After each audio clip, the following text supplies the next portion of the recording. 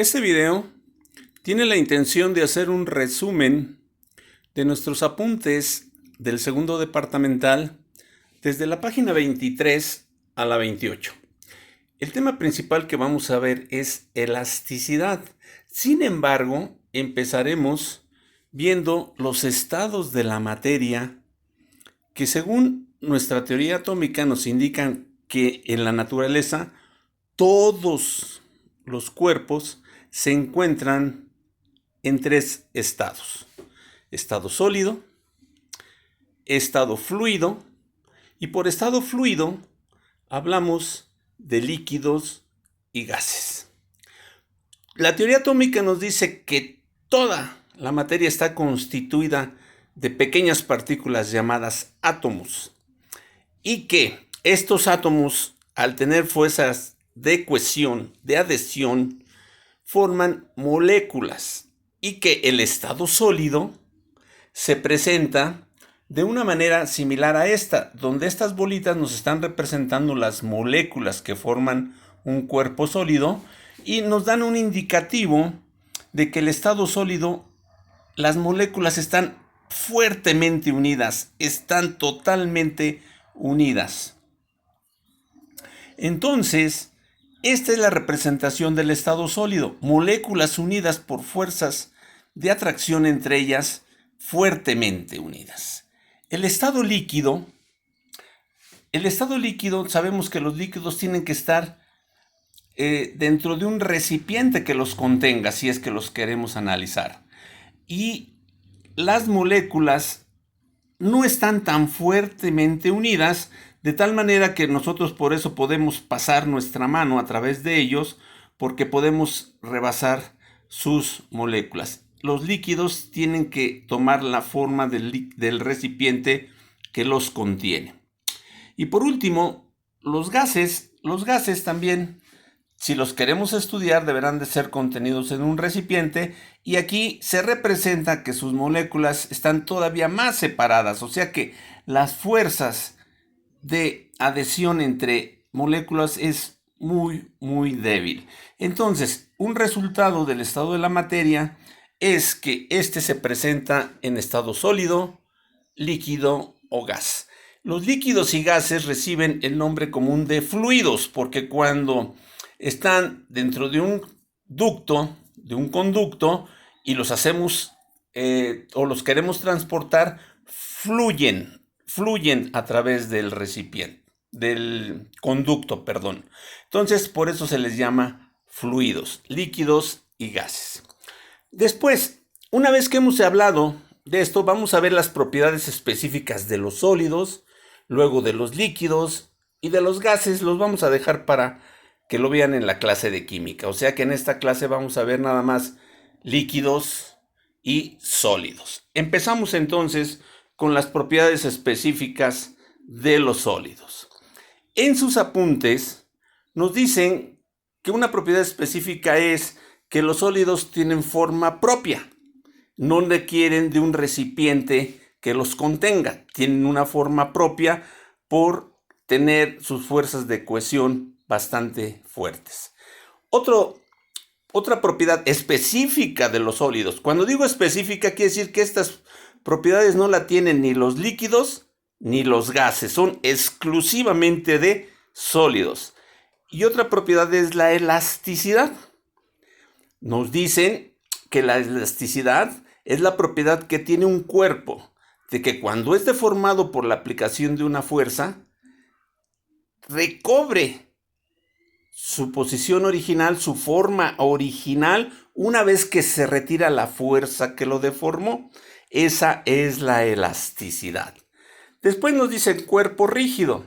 En física 1 y aquí en física 2 siempre hemos hablado de cuerpos rígidos, que aplicamos fuerzas y estos no se deforman, aunque yo les he comentado que sí existe una cierta deformación dependiendo de la fuerza que se aplique.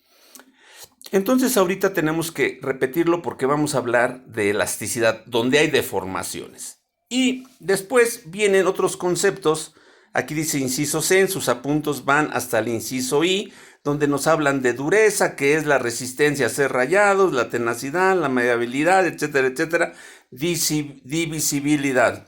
Les voy a pedir que para no hacer largo este video, ustedes por favor lean perfectamente todas las definiciones de propiedades específicas de los sólidos que tenemos en nuestros apuntes de la página 23 a la 28.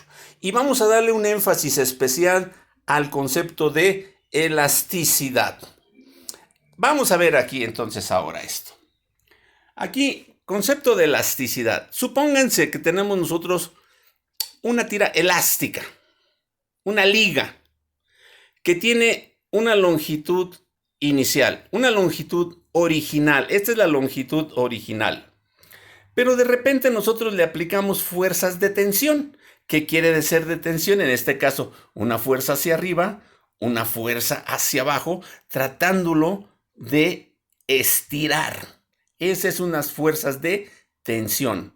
Si estamos hablando de una liga, algo que se deforma rápidamente, con una pequeña fuerza, vamos a ver que si tenía una longitud L0 inicial, cuando le aplicamos una fuerza, va a aumentar su longitud.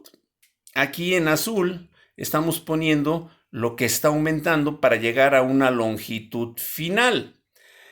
Y esta proporción que creció es delta L, variación de longitud. Esto quiere decir que su longitud varió. ¿Cómo varió? Bueno, pues como ya hemos visto siempre, una variación de longitud siempre será la parte final, longitud final, menos longitud inicial.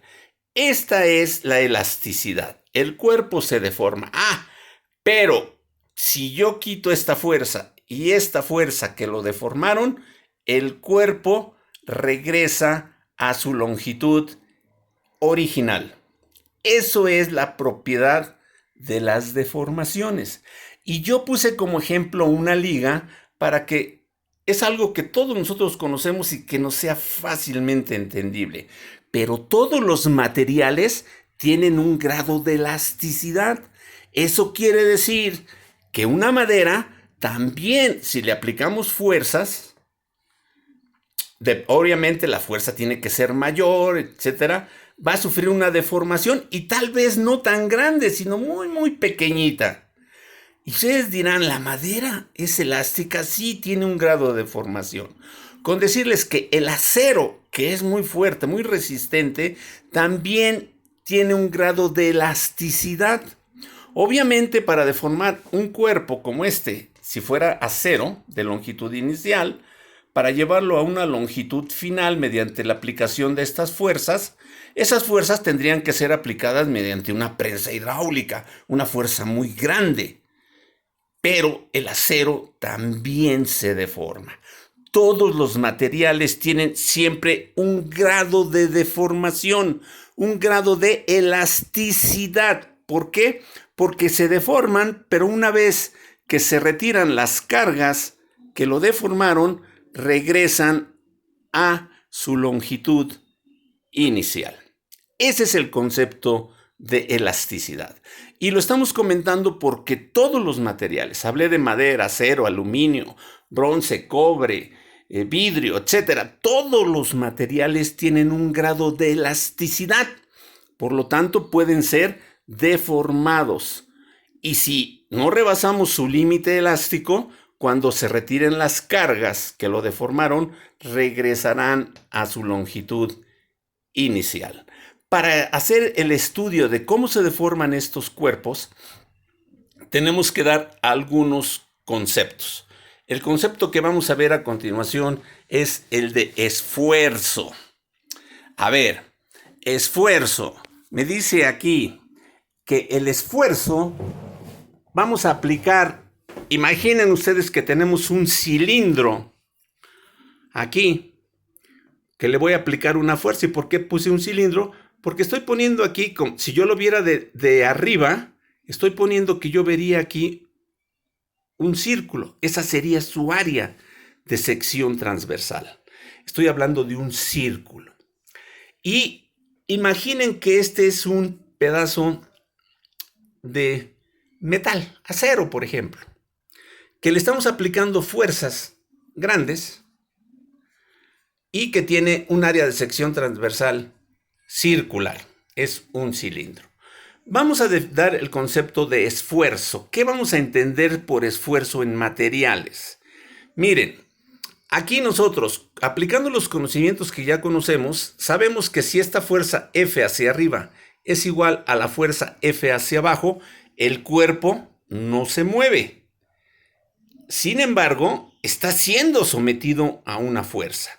De tal manera que yo voy a hacer, esto me representa que si yo pudiera hacer un corte hipotético, cortar para ver qué está pasando dentro, yo llegaría a esto. A que tendría yo dos pedazos. Estoy analizando la parte de arriba, aquí, y si un cuerpo está en reposo, cualquier parte del cuerpo estará en reposo. Por lo tanto, la parte de arriba tiene una fuerza F externa hacia arriba y aquí dibujé una fuerza interna. ¿Por qué? Porque este solito debe de estar también en reposo. Entonces, si aplicaron una fuerza externa F, las moléculas del material se empiezan a agarrar entre sí como si se estuvieran sujetando y diciendo aguas que nos quieren separar, y se agarran y provocan una fuerza interna que hace que el cuerpo no se mueva.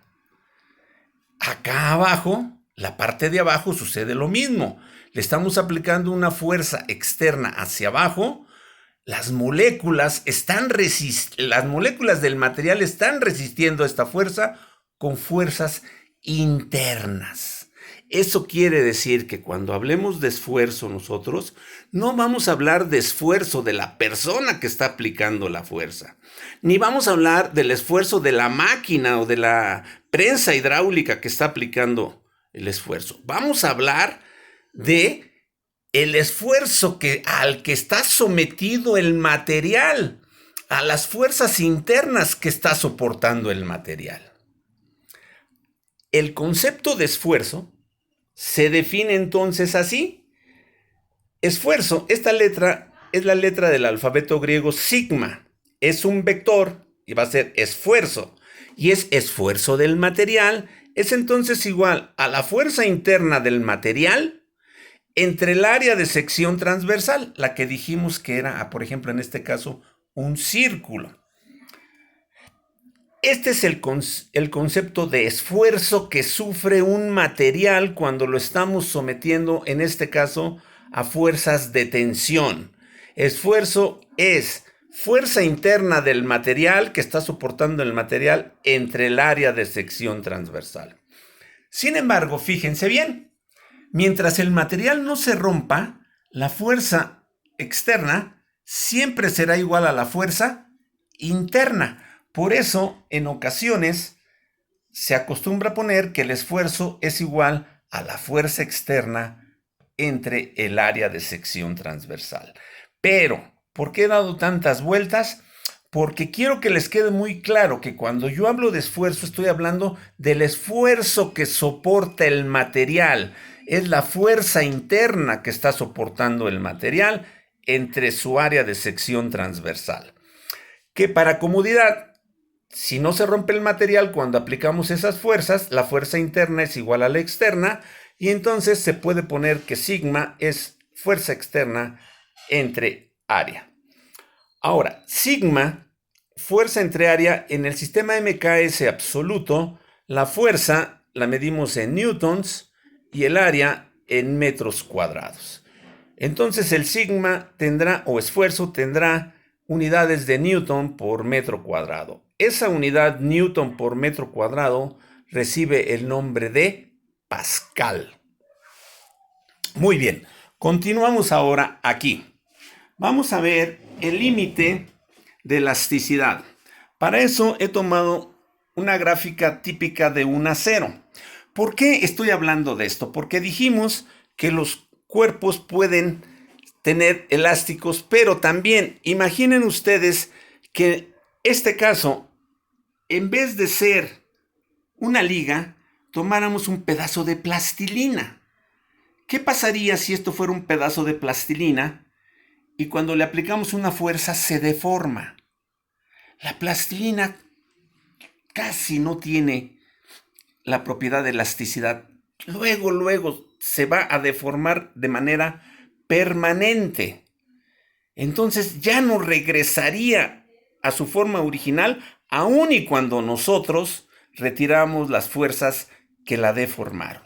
Entonces vamos a hablar un poquito de cómo se comportan los materiales de esta manera. Hemos dicho ahorita que ya es el esfuerzo. El esfuerzo, dijimos que era, acá está, a ver, ¿dónde andas? Sigma, fuerza interna del material entre el área, pero que cuando el material no se rompe, sigma es fuerza entre área, la fuerza externa entre el área.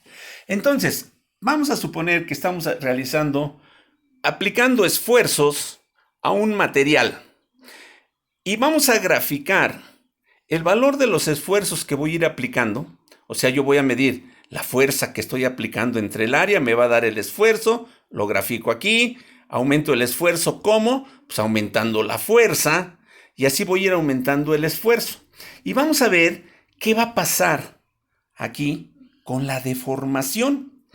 Fíjense, en este caso, yo voy a suponer que empiezo aquí, aplico este esfuerzo y me va a dar esta deformación de aquí a acá. Otra vez, de aquí a acá. Esto es lo que se deforma. Imagínense 5 milímetros. Aumento mi esfuerzo a este punto. La deformación va a aumentar. Ahora, de aquí hasta acá. Sigo aumentando mi esfuerzo. ¿Cómo? Aumentando la fuerza. Ya voy en el tercer esfuerzo. Aquí. ¿Qué pasa con el material?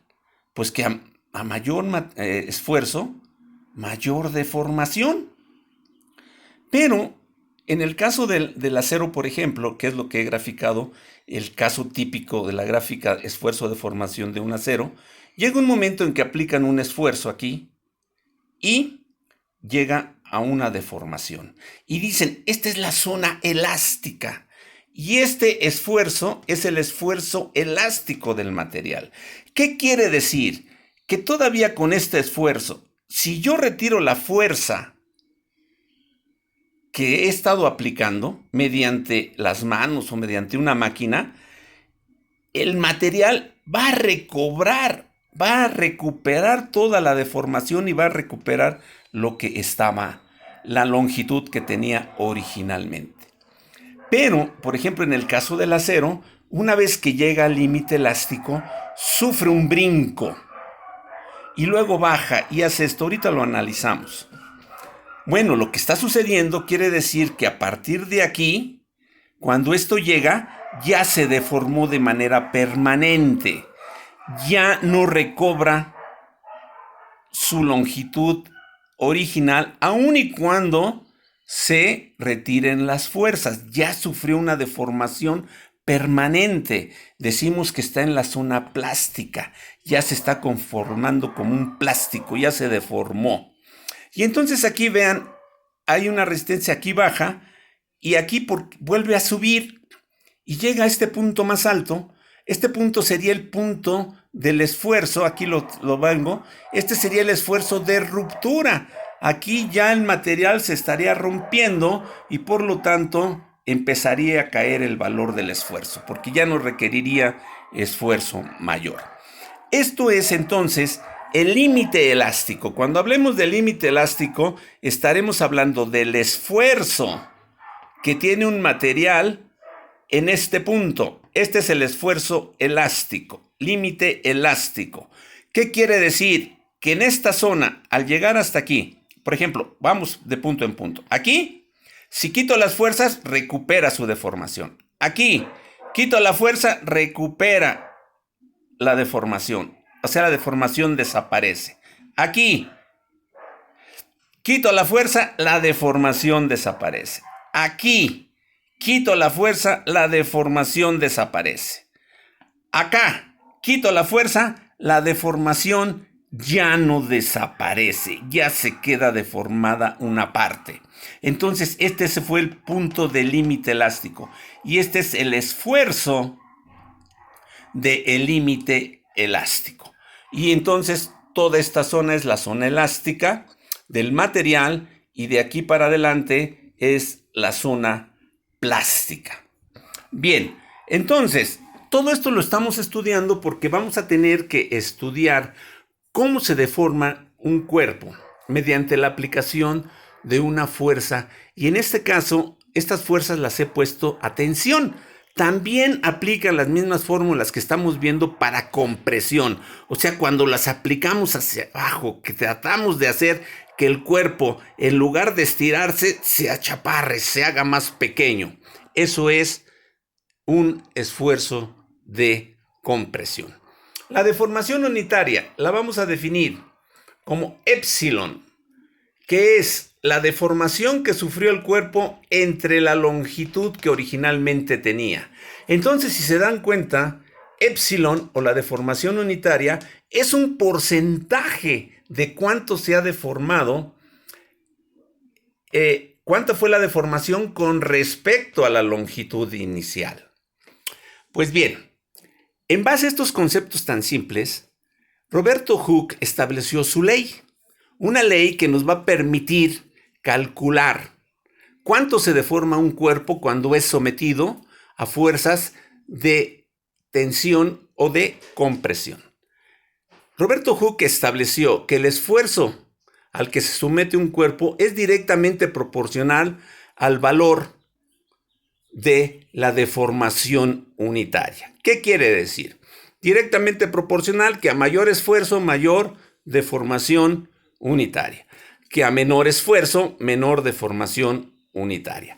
Esto es lo que él dijo. Son directamente proporcionales. Cuando tenemos un concepto de proporcionalidad, ya hemos visto que se puede convertir en una igualdad multiplicando por una constante. En este caso estoy multiplicando por una constante y y me queda sigma esfuerzo es igual a y epsilon. Y ahora vamos a ver, sigma es esfuerzo, y es una constante que recibe el valor de módulo de Young. Módulo de Young. Entonces dice, el esfuerzo es igual al valor del módulo de Young por la deformación unitaria que sufre. Y el módulo de Young va a ser una propiedad de todos los cuerpos sólidos. ¿Qué quiero decir con esto? El acero tiene un valor de módulo de Young o módulo de elasticidad. El bronce tiene otro valor de módulo de Young o módulo de elasticidad. El cobre tiene otro valor de módulo de Young o módulo de elasticidad.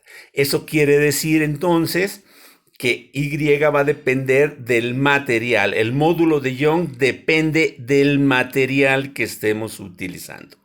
Y ustedes ya, como se los he dicho en ocasiones, si ustedes se meten a internet y buscan en Google y ponen módulo de Young del acero, les aparecerá una tabla de cuánto vale el módulo de Young del acero. Si le ponen módulo de Young nada más, aparecerá una tabla que les dice el módulo de Young del acero vale tanto, el del aluminio vale tanto, el del cobre vale tanto, el del acero vale tanto, etcétera, etcétera, todos los materiales. Bien, entonces fíjense, de aquí de esta ecuación voy a despejar el módulo de Young. La deformación unitaria está multiplicando, la paso dividiendo y me queda que el módulo de Young es igual al esfuerzo entre la deformación unitaria. Y una vez aquí, sustituyo. El esfuerzo ya dijimos que es la fuerza entre el área mientras el material no se rompa. Y esfuerzo unitario es delta de L, variación de longitud entre la longitud inicial. Aquí, aplicando producto de extremos, F por L0, entre producto de medios, área por delta de L, FL a delta de L.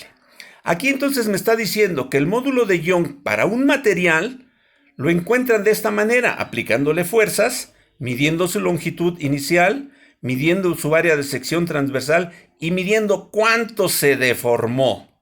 Así es como se establecen los valores del módulo de Young. Pero en ocasiones lo que más queremos saber es cuánto se deformó, cuánto vale delta DL, porque el módulo de Young pues ya lo tenemos tabulado para muchos materiales. De aquí despejando, delta DL que está dividiendo pasa multiplicando, y el módulo de Young que está multiplicando va a pasar dividiendo, y entonces me queda que la deformación que sufre un cuerpo en longitud es igual a la fuerza aplicada por la longitud inicial que tenía entre su área de sección transversal multiplicada por su módulo de Young. Y vuelvo a repetir, su módulo de Young o módulo de elasticidad depende de qué material estamos utilizando. Esos módulos ya están tabulados, ya están muy estudiados. Sin embargo, pues como estamos estudiándolos, habrá ocasiones que nos pidan a nosotros que lo calculemos el módulo de Young. Esto es prácticamente un resumen de lo que tienen de la página 23 a la 28 en sus apuntes que les pedí que estudiaran, y que con este resumen rápido estoy tratando de que quede más claro. En el próximo video les enviaré la solución de algunos problemas que estamos planteando para que veamos cómo se aplican estos problemas. Seguimos en contacto.